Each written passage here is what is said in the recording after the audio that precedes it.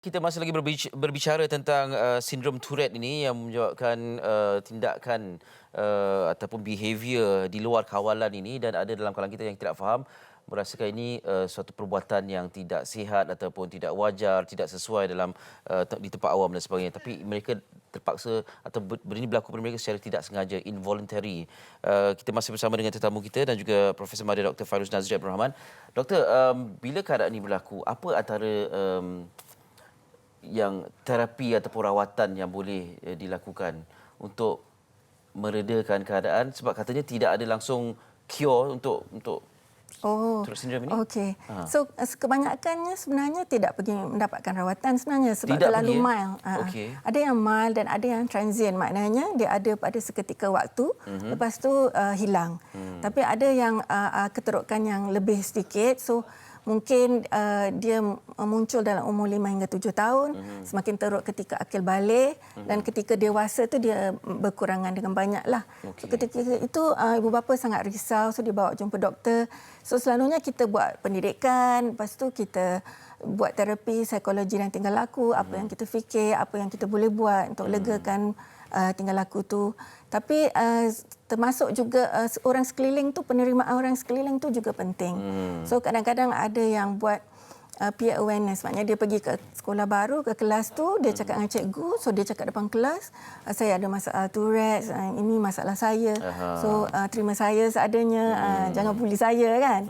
So kalau semua orang murid-murid ni sebenarnya mereka boleh sayang, menyayangi kalau mereka faham.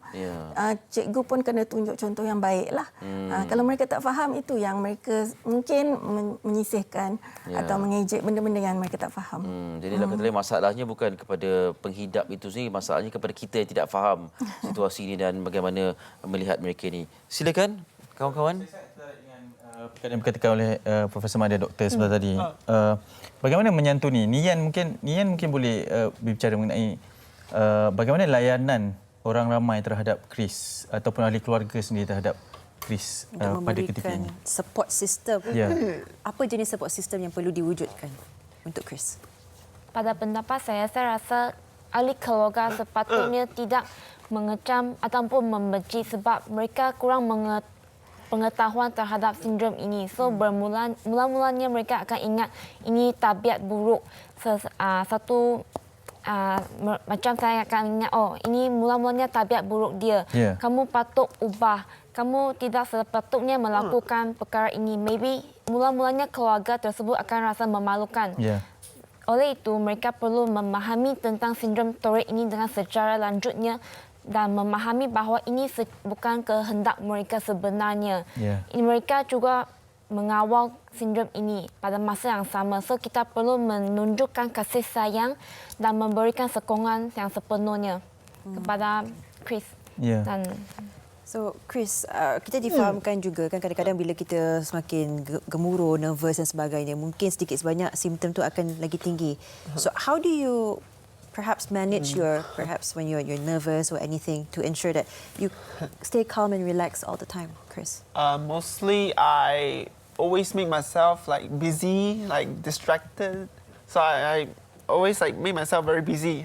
With what? With like drawing, watching YouTube, watching television, or going outside, like walking, like I didn't think of anything else besides nature in my head. Nice.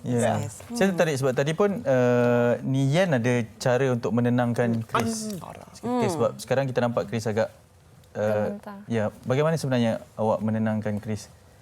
Saya akan senyum, memberikan sokongan moral, maybe menepuk belakang Chris agar dia dapat tenang hati. Sebab keadaan gemetar ni akan menjadikan tik itu lebih serius. So yang paling penting tu Chris kena tenang hati dan dalam environment yang lebih calm. Okay. Chris, how do you want people to treat you? Treat me as a normal people. I'm not special needs. Like I do abnormal stuff, like doing weird things, but I want people to treat me as like them, like normal people, because Tourette's is the normal people. It's just that we can't control anything, like our voice, our movements. So walaupun saya berkelakuan pelik ataupun mengeluarkan bunyi yang aneh, saya amat berharap bahawa orang di sekitar saya dapat memandang saya sebagai orang yang normal dan tidak pelik dan memberikan layanan yang sama rata seperti memberi layanan kepada orang lain. Saya percaya mesti ada detik-detik momen yang agak sukar dilupakan kerana bila datangnya Ya.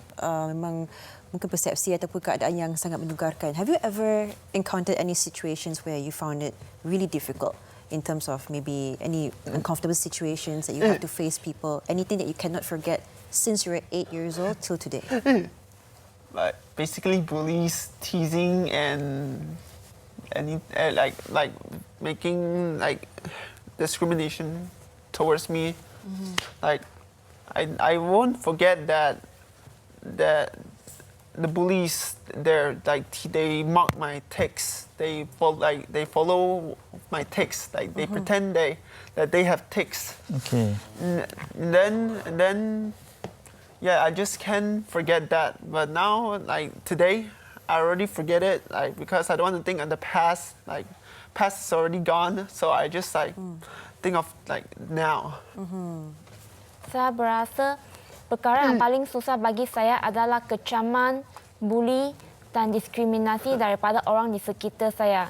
Saya berasa amat sukar untuk melupakan pandangan orang di sekitar saya yang mengecam saya. Ya, sebab kita tahu dia ada vocal tics dan juga motor tics, ya, kedua-duanya, dan Chris ada kedua-duanya pada ketika ini. Pernah tak Chris mencederakan diri sendiri atau mereka yang berada di sekitar? Do you harm yourself or people around you? Yes, I did harm myself, like punching myself or punching the others, like my friends, my families. But it's just that punching is not like, it's not sometimes purposely or like something. Like for me, it's not purposely. For us tourists, it's not purpose like to punch people because they can control. Kalau ada satu message yang nak disampaikan buat semua, sama ada mereka yang menghidapi seperti Chris ni, people who actually have it like you, what do you want to actually say it to everyone?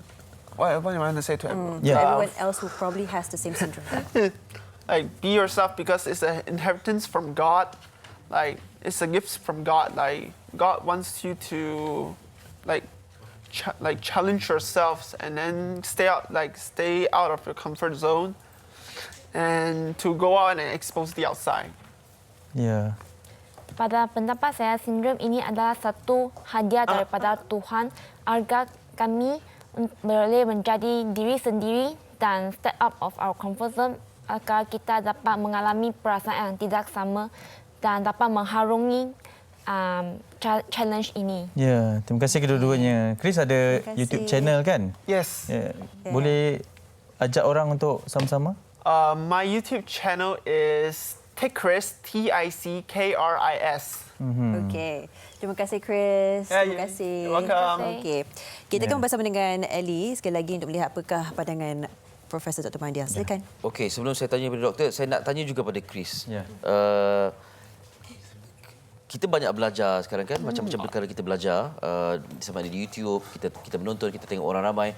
Bila kita belajar sesuatu yang baru yang tidak sesuai, sebab kita ada tak Chris khawatir yang ia akan terutamanya perkataan, kan, perkataan-perkataan yang tidak sesuai, yang tidak sepatutnya dicakap di hadapan orang ramai. Tapi Chris dengar, adakah Chris takut untuk serap itu kerana ia mungkin akan disebut secara tidak sengaja? Do you have that concern of learning new things, new stuff? Yes, I did have concern of learning new stuff, like learn like how to cook, like how to draw, and how to make YouTube. Okay. So you have concerns, but you keep doing it lah. Yes, I keep doing it. Okay. I never give up. You challenge yourself, you don't give Yes. up. Okay, baik. Very good. Okey, terima kasih banyak-banyak. Doktor, ini satu situasi yang unik dan kita nak memahami lebih lanjut tentang perkara ini. Okey, kalau sebelum ni kita letak di bawah seolah-olah satu spektrum yang sama, autism dan mungkin gagap, stutter dan sebagainya kan. Kalau kita boleh ambil satu situasi gagap sebagai contoh, ada terapi yang membuatkan mereka ni tidak gagap pada ketika tertentu seperti memfokuskan kepada benda-benda lain. Ya, kita ambil contoh King George yang gagap, yang takut bila nak berucap di depan khalayak ramai. Tetapi apabila dimainkan muzik di telinganya, dia jadi tak gagap. Dia baca pun okey.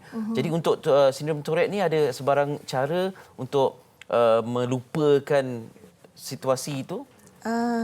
Okey, so masalah ni sebenarnya dia kalau kita nak kata tak terkawal, dia sebenarnya ada beberapa percentage yang peratus yang dia boleh kawal. Tapi dia kawal sementara waktu sahaja. So mungkin dekat sekolah atau depan orang, depan doktor tu kadang-kadang dia boleh kawal. Maknanya mungkin Chris pada waktu ni dia tengah kawal.